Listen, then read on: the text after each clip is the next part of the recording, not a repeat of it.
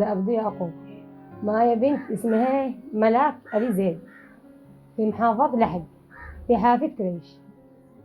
قلت أنا من سوء تغذية هذا بعدين أجينا منظمة الأدراك خرجنا إحنا يعني في دورات مهارات الطبخ.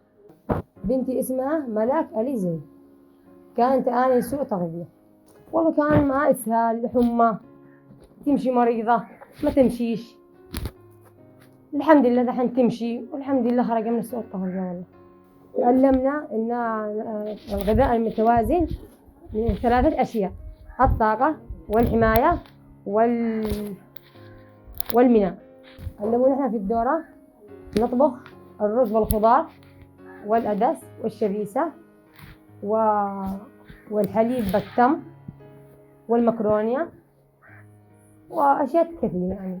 والله نشكر المنظمات أدرى على السلة الغذائية والمشروع اللي احنا إياه الحمد لله، الدورات اللي نخرجها، وبنتي الحمد لله تآفن وجزاهم ألف شكر. كنا احنا مش مفتكرين إن الأكلة المتوازنة من 3 عناصر مثل الطاقة والحماية والبناء. كنا يعني متجاهلين لو سوينا طاقة مش عاد يعني مفتكرين إنها ودي وزنها غذائية متكاملة، مش كنا عارفين إنها ضروري للحماية والبناء. دحين الحمد لله عرفنا وسويت لبنتي الأكلات مثل الشبيسة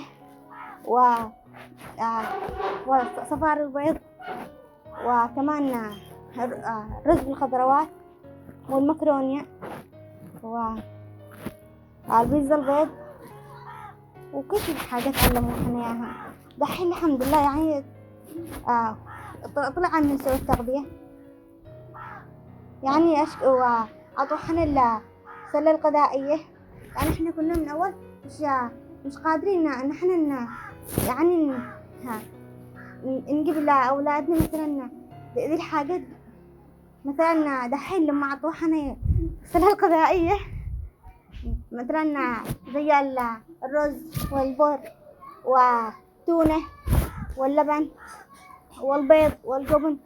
طيب دحين قدرنا نوفر عيال إحنا مثل الخضروات والفواكه ذي الأشياء. يعني نشكر منظمة أدرى لأن علمتنا مهارات الطبخ.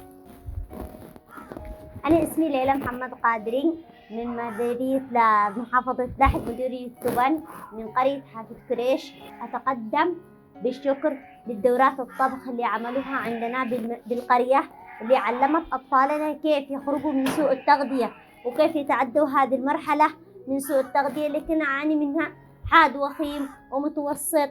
والحمد لله بعد قدومهم لنا وتدريبهم لنا كيف نعمل الوجبات المتوازنة مثل الطاقة والبناء والحماية، عملنا لهم هذه الوجبات والحمد لله يعني خرجوا أطفالنا من سوء التغذية الحاد وخيم والمتوسط كذلك.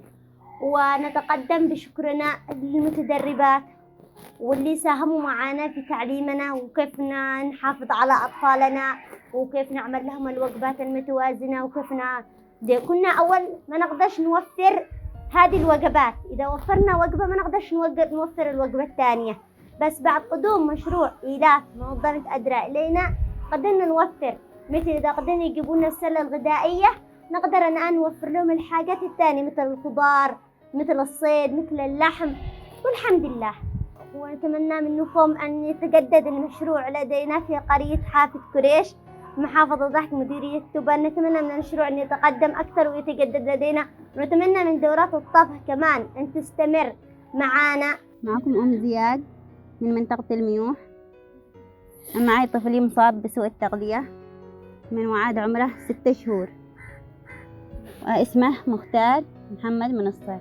المتطوعات الذي يجي يغيصوه بالبيت هم قالوا ليش الليه للاسم لأنه فيه سوء تغذية. يعني كان وضعنا أسوأ من قبل ما تدخل منظمة أدرى. يعني ما نقدر نوفر الأكلات المطلوبة، بس الآن الحمد لله بعد ما دخلت منظمة أدرى الحمد لله. إحنا استفدنا من منظمة أدرى السلة الغذائية والبنات المتطوعات اللي يقوموا بالدورات، دورات الطبخ اللي فهمنا منها كيف يعني التغذية لأطفالنا، استفدنا في يوم التغذية لأطفالنا بالتنوع الغذائي. وكمان يعني أشوف ابني الحمد لله حالته تحسنت من التغذية الذي أكلت إياه، الأكلات الذي خلفت له إياها الحمد لله. تعلمت في دورة الطبخ أني كيف أقدر أنظم لابني من 3 العناصر، يعني من البناء والطاقة والوقاية، يعني كيف أنظم له الوجبات. أعمل له الشبيثة، وأعمل له التمر بالحليب، وأعمل له البازلياء بالخضار. الحمد لله يعني أصلح له كما الكبسة وكما. أشكر المنظمة التي قامت بهذه الدورة، وأشكر كمان البنات المتطوعات اللي ما يقصروا دائما يعني يراعوا الطفل الحمد لله، وأشكر كل من قام بهذا الدعوة. أنا اسمي أم عمر من منطقة الميوح، وعمر بنتي 1 و5 شهور. أنا استفدنا منها السلة الغذائية ومهارات الطبخ. تعلمت فيها حاجات يعني كما هريسة التمر، مبحوث التمر، وكبسة الأرز بالبازيلا وبالتونة، يعني وحاجات كثير كما الشفود، كما يعني حاجات حسين والشبيزة تتحسن. كل ما صلحت لها هذه الحاجات يعني حاجة مش تقبلتها يعني رفض لها، مش صلح لها اللي حاجة اللي تتقبلها مارس فيها. اسمي نادية علي السيد أحمد يحيى، والعمر 25 سنة، من عابر محافظة أبين.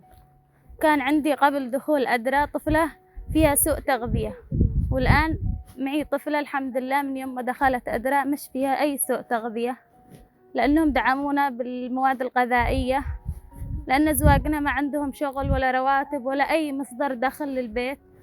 بس الآن الحمد لله دعمتنا وعطت أولادنا من فوائد التونة والحاجات ذي والطبخ وكل شيء، ونشكرهم على كل شيء قدموه لنا. تعلمت منهم كيف يحضروا الوجبة الغذائية لأطفالهم، زي الرز بالتونة والزبادي والبازاليا والمكرونة، قدمت زيهم. أنا تعلمت الطبخ، ما دخلت دورات الطبخ معاهم، بس استفدت من الجيران ومن المتطوعات، علمونا كيف تعملي طبخ لأطفالك وكيف كل شيء.